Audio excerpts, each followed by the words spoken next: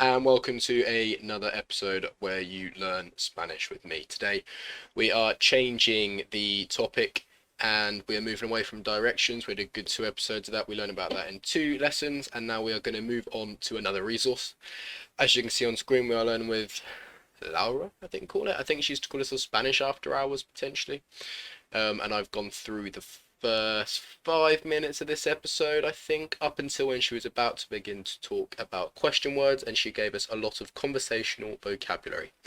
I put that into a Quizlet, so I've already seen the words, I've already learned a bit about it. I'm going to go over them again. I learned the Quizlet until I know all the words. I found that throughout when I'm doing my Spanish, I often miss out on these little conversational vocabulary, the little words, or the basic words, and I just struggle with them. So I thought, better, what else should I do apart from this? And this looked perfect. So without any more rambling, let's get straight into the video. We're going to watch straight through. In fact, we may even speed it up 1.5, and then when we get through it, we'll then go into the Quizlet. What are we going to see here today? Drumroll. Conversational vocabulary. How many words? I don't really know. It's like a lot. It's a lot of words. Today we're going to be saying a lot of words. We'll watch your introduction, and then we'll see where we get with the words. Imagine a conversation goes like this. Campus book table is about girl has killed 23 people, survived. In case you didn't realize, the book we were talking about was The Hunger Games. But you probably didn't, because who would when half of the words are missing? Of course, if you did understand, then congratulations, you have a C1 in gibberish. Come and collect your official diploma. But the common thing would be for you not to understand what just happened, because the words that were missing were the most basic conversational vocabulary words. Of course, we're not going to see every single word, but we're going to create a basic set of words for you to use and be able to apply to your conversations and sentences. Let's start with location. Este, esta, esto. Este, esta, y Este, esta, esto. So they're words that I already knew. I've done a lesson on that previously before I started recording videos.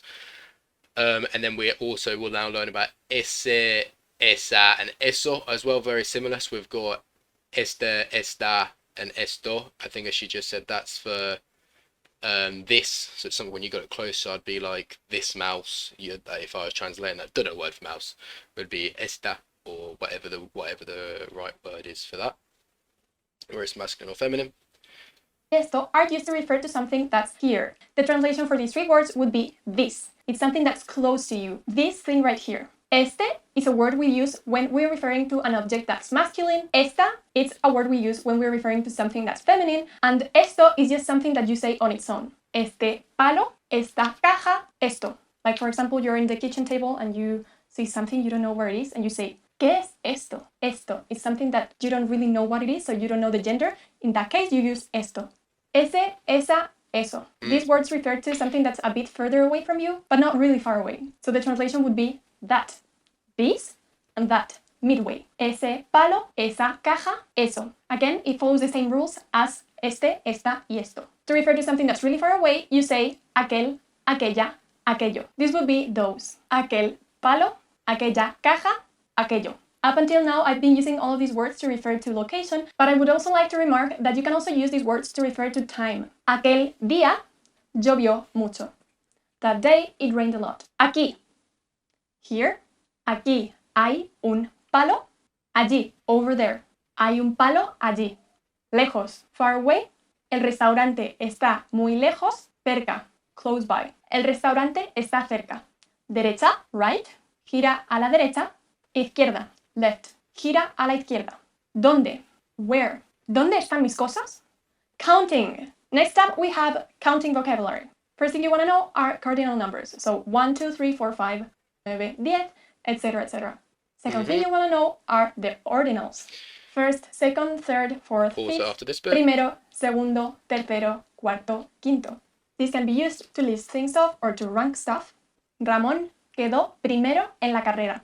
But you can also use them, like in English, to name the floor that you live in. Ramón vive en el tercer piso. Un. Okay, so just break it up before we finish off. We've got about a minute left for this video. She goes through things quite fast, even though we've got the playback speed on 1.25. She does go through words quite fast, especially if you've never heard the words before. But just to recap, I have got all of these words in a Quizlet, and we are going to use them as flashcards. As you can see, esta, esto, ese, esa, eso, aquel, aquella, aquellos. Okay, and we are going to go through notes. Just want to get the video in first. So just to break up a little bit before we move on. Una, uno. The translation for this word would be a bird. And again, it follows the same rules that este, esta, y esto followed. Un pájaro, una casa, uno. If a friend of yours was going to the supermarket and you wanted him to buy something for you, you would say, ¿Puedes comprarme un refresco? But if he already knew that you were asking for a soft drink, then you could say, ¿Puedes comprarme uno? Todo, everything, all. Lo quiero todo. Nada. Nothing. No quedaba nada. Algún, alguna. Algún is for masculine, alguna is for feminine. ¿Tienes alguna idea de lo que estás haciendo? Más, more. Dame más. Menos, less. Dame menos. Cada, each, every. Cada 8 días voy al supermercado. Le dio un balón a cada jugador. Question words are pretty... And that is where we are going to finish, and that is about where we're going to do. If that's all the quiz is focused on. That's all we're going to focus on today, because then you move on to question words, and this will be in the next episode. There's a lot of things that have just been chucked us. I have simplified it all, so let's go full screen and we can talk about it as we go. The first thing, actually no, I'm not going to talk about it yet. I was going to talk about the last couple episodes we'd learned that turn was doble. In this one, she used the word gira. Girar. Girar. Girar. I noticed this when I was using Google Maps, and as I said, my phone is in Spanish, and they said gira, and I was like, ¿qué? So I don't know if it's more common for it to be gira or doble. Either way, we know both of them now. But let's get straight into it. We'll come back to that later. So if we go full screen with this, and we have got este. So I know that este is the masculine way of saying this. Yeah, this. Can I press space? I can, lovely. So then we've got esta and esto. So I'd say es. See, that's the thing, I don't know. I was going to say esta celular, pero I don't know. Celular, would that be este? Or would it be esto? Because that's my own. So I've got, when I was writing it down, I put own because I looked over here. And it actually said for when you're doing it, esta is for masculine. Este is masculine singular. Esta is for feminine singular. And then it didn't actually say esto until it said masculine plural. So I'm guessing it would be este. Or would it then be esto because it's my own? Please let me know if you're watching, if you know the answer. I can't say I know it, and we're going to crack on. Anyway, so we have got ese, that.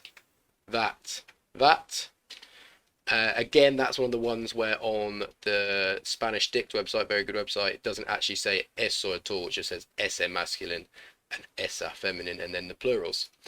But for now, we know that it's that, so it's still that conversational vocabulary, so I'm happy with that. Again, if you're struggling with that, you might need to spend a bit more time on it. You might point at things around the house, or you might say things that are close to you. You might have your whatever in your hand, just say esta, esto, and something that's further away, esa, eso. Okay, ese. So moving on. Aquel, this is a new word to me. I'd never heard this word before. Without trying to look at the translation, first of all, it's those. It's that. So it would be those if it was plural, but the singular, it's that. So we've got that, you'd say over there. Aquella, the feminine version of that over there, aquella. And then the plural, aquellos, aquellas. Lovely. Do I have and we do have a demonstration for this one. Lovely. So it would be that. Is this when she tells us about that we can use these things for not just objects but also for time, wasn't it? So we had you've got aquella, you'd say aquella, something that's over there, talk about the thing, but then you can also use it for time. So aquel día llovió mucho. So I'm guessing that is that day. Llovió is rainy, was very rainy. That day it rained a lot. See, that's so the llovió is rained. So that day it rained a lot. Aquel, that día, day. Okay, moving on. Aquí, I know this one just because it's some of the Spanish that I know. It's here. Aquí hay un palo. I couldn't tell you what un palo is, but here is. Oh, so aquí is here or there, I guess. It's here, but then this one is there's a stick here. aquí un palo. Shall we have a look over on Spanish Dict? If we look at translations, it's good to learn. This is what I am doing. So let's search aquí. Here, now, here. So where am I getting confused? We've got aquí hay un palo. Aquí hay un palo. That is, here is a stick. Is that what the translation is over here? There's a stick here. So here is a stick, there's a stick here. I suppose they're the same thing, aren't they? I is there is, aquí is here. So yeah, I mean this one is right, isn't it? So where I was getting confused is I means there is, and then the aquí is here. So yeah, that all makes sense. So aquí hay un palo. Ahí. Ahí. I don't remember that. Over there. So ahí is over there. Ahí over there. Brilliant. It's got ahí over there. Ahí over there. What happens if I press play? Does it just play through them? I don't know if there's going to be a way that I could. I know when I do it on my iPad, I could say if I got one right or if I got one wrong. So I can say, got that wrong, I can refer back to that later. Right, you can't do that here. So I've got aquí hay un palo. Palo. That was the last one. That was, there is a stick here. Was palo stick then? That's another word. Ahí. That is over there. I've forgotten that again. Ahí, over there.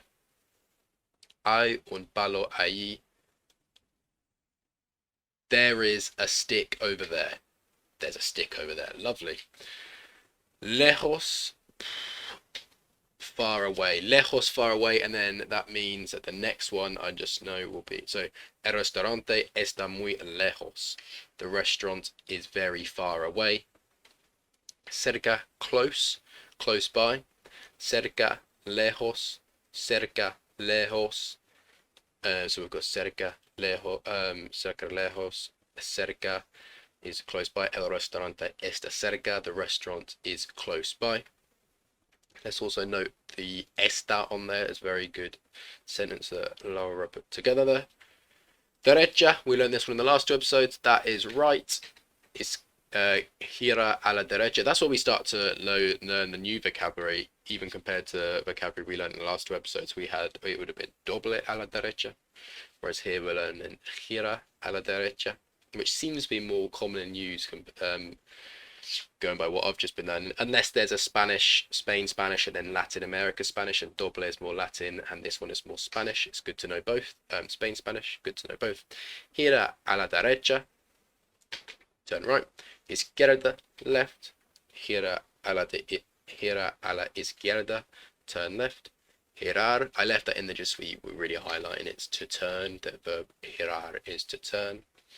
Donde, where.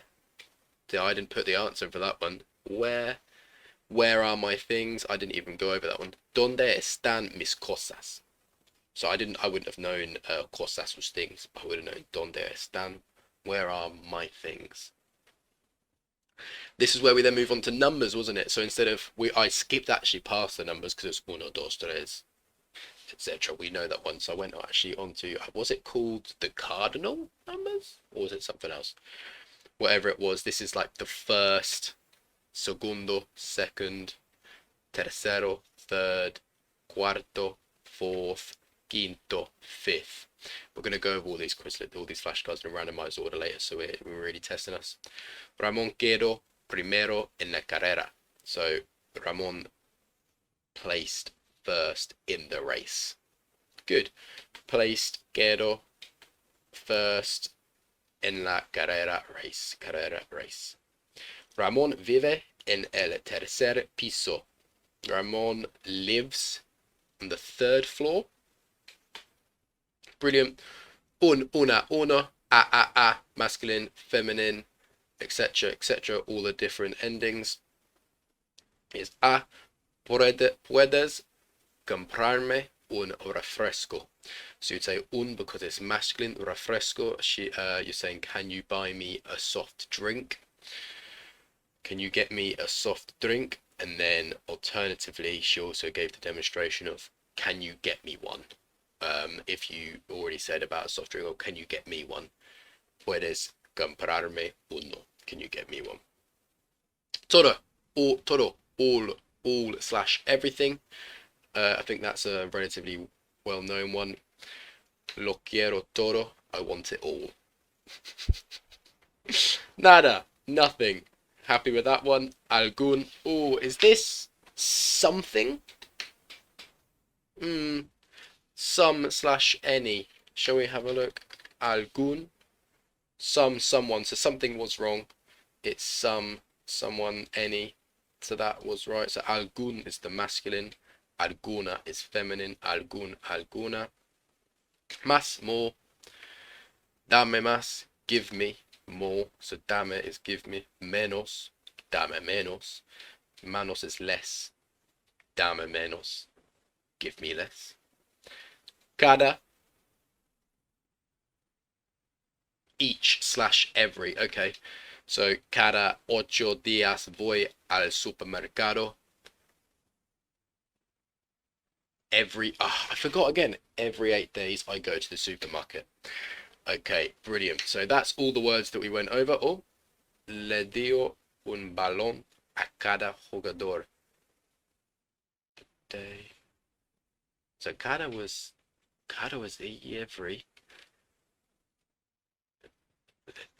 He gave a ball to each player. So let's forget about the other words I don't know in that sentence. Let's focus on the ones I'm learning. Cada, every. He gave a ball, un balón, a cada, to every player. Jugador. Okay. Brilliant. And that'll be that. I'm just thinking if maybe we should go through it for a test. It depends how long we've been recording for. I think actually we're going to finish there. I will carry on playing around with this Quizlet.